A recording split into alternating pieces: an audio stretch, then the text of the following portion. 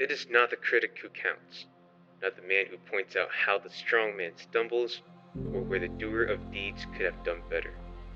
The credit belongs to the man who is actually in the arena, whose face is marred by dust and sweat and blood, who strives valiantly, who errs and comes up short again and again, because there is no effort without error or shortcoming. But who knows?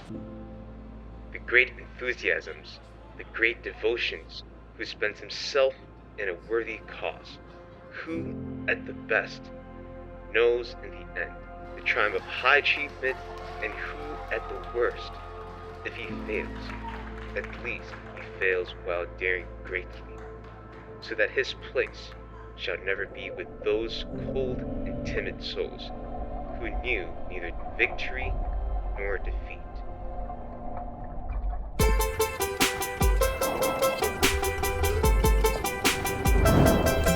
And I take it all back, take it all back, take it all back. I take it all back just to have you.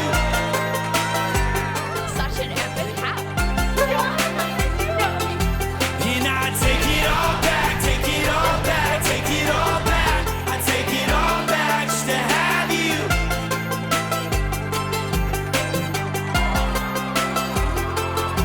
If I could describe Basecamp to somebody, it would probably include the awesome seashore, #1, and then the beautiful house and the beautiful houses in this general area. In addition to that, it's an incredible space where the community is key, where you are put in close quarters with others in a way where you are living together, learning about one another, and creating deep connections, unlike really any other event that I've been to. This year, I feel like Basecamp has been slightly exhausting, but the content from each of the sessions has been super amazing and provides excellent food for thought.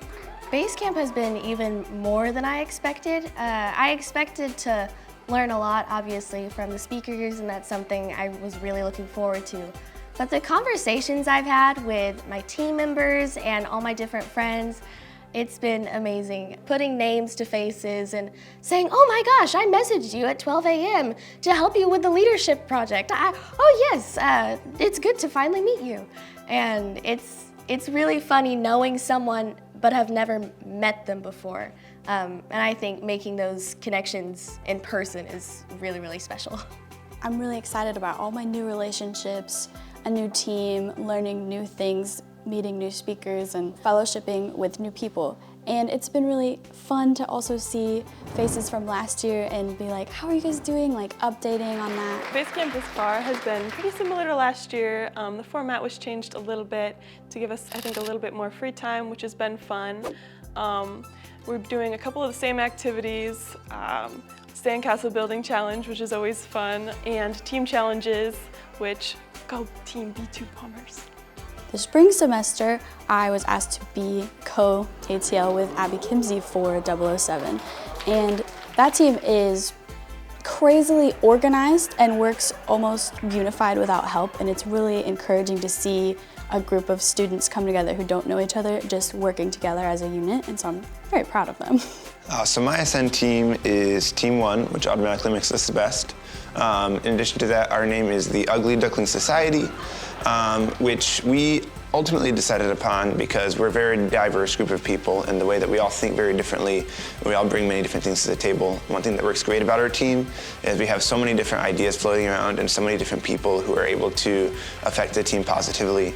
And because of that, we're able to be very thorough and very strategic about the way that we approach different situations and different activities. I am a part of SEAL Team 6, go Seals. And our team mascot is Ignacio, which is this really fat-looking, angry seal. So my team, SEAL Team 6 at Basecamp this year, has not been doing great in all of the various different competitions. For instance, we had a song battle, also a possibly rigged. That was rigged. Team 4 kept hitting the button and Caitlin was claiming that they were winning the whole time, but no, there were a whole bunch of buttons being pushed that were, no. So we should be winning. And the song game was also really rigged, so yeah. So in the Gauntlet last night, we did fairly well. For the first game, we were trying to find different things, like a scavenger hunt kind of thing. We had a few of the decent items. Unfortunately, though, our button presser was on the opposite end of the table from Caitlin, and since Daniel was in front of her, it felt like a disadvantage, but it is what it is. You can't win them all, I suppose. So my team has been doing really well so far. We failed a couple of the big challenges quite dramatically, but a lot of the little challenges we have been doing really good at. No blaming anyone for the buzzer game or anything else because we are winning. I think we've been really successful, actually. You know, we're in the top 3 at least, which is really good for most things. Sorry, Isabel. And then the second part of the Gauntlet, we had the song game, which was also rigged by David. But David, on the other hand, did perfect. You know, it wasn't his fault at all for anything that happened. It was perfectly equalized, the game and everything. And I don't know what he was planning, but it was unfortunate. Thanks to Ascend Team 2's, the Rockefellers, thanks to their competence and their ability to think up songs really quickly, that meant that we got no extra points from them failing.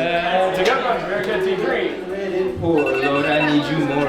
Okay. I think they have a little more competitiveness than I do. I'm not a competitive person, so last night during the Gauntlet and seeing them like stand up and rise like we're about to like riot and attack David, I was like, okay, let's sit down, everybody, it's gonna be totally fine. And they were like, the game's rigged, they're picking up chairs to throw. So it's encouraging to see strong team spirit. They're definitely in it to win it. And I think for that reason, and possibly David's life, we should be winning. But yeah, I think they're deserving. my team lost still, but it was great.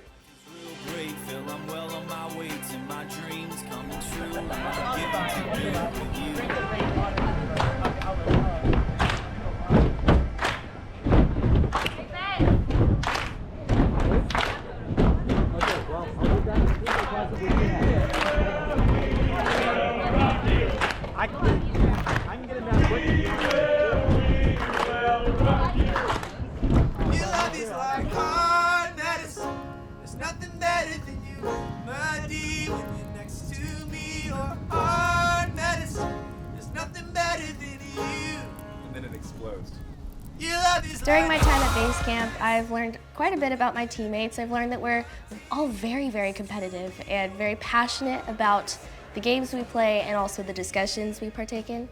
And we're just very, we're very transparent, we trust each other, and there's just that connection. It's pretty special. So as an Ascend team, we've gotten to know each other a whole lot over the past semester here, and it's been really great getting to know all of them. We're very connected and very personal with all of our Ascend team calls, and so it allows us to truly get to know one another and understand where each person's at in their lives. I've been learning that resilience is more than just bouncing back to the old normal. It is about bouncing forward and learning from failure. Being able to take baby steps with the Lord and what He's calling me to do. I feel oftentimes super unsteady about making decisions, and it's really hard to even take a tiny leap of faith for Him. And so having resilience or steadfastness when He calls me to do something, to actually do it, and to stay there even when it feels like He's not there or I'm super stagnant, and just clinging to His promises that He's given me. So as a follower of Christ and as a deep devoted Christian, I have an original shape that I was designed to participate and live out. And when something pulls me away or tries to distract me or pulls me down or discourages me, I'm like, I really want to go, but Jesus is like, nope, come back with me. And I don't give up. I stay with Him because He's given me a reason to live. Why would I give up? To continue to step forward, to take the opportunities that God sets in front of me, pray about them, and listen to what He is saying and make the decision that I feel like He is swaying me towards. At work, I work with a lot of people who are not believers and who do not share the same faith that I do.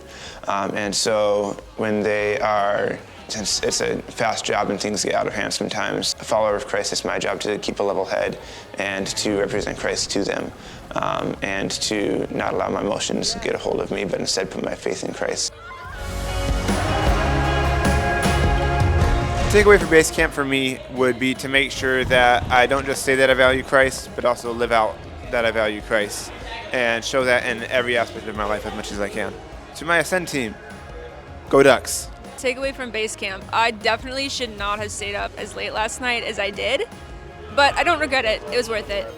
I think the whole topic of hope and how closely that ties in with resilience is really, really cool. So there's a lot of things that I feel like I can take away and back to my everyday life. So I'm really excited about that. Relationships take time and effort, and you have to be super intentional with how you spend your time while you have it. After coming together, especially after me joining later, I would say that we came together as a team real quickly in kind of some sketchy situations, and we're still able to bring us all together in one and make it through to end up winning the Rule 4 Gauntlet. Failure is an option. Redemption carries it on and brings it to the light. Basecamp is awesome. Sleep is optional sometimes, but make sure you stay awake for webinars or sessions. I would say my takeaway is the immense community that Basecamp and Unbound has developed has really affected how my view on the program and how amazingly God has brought all these amazing people together to form such a unique school system.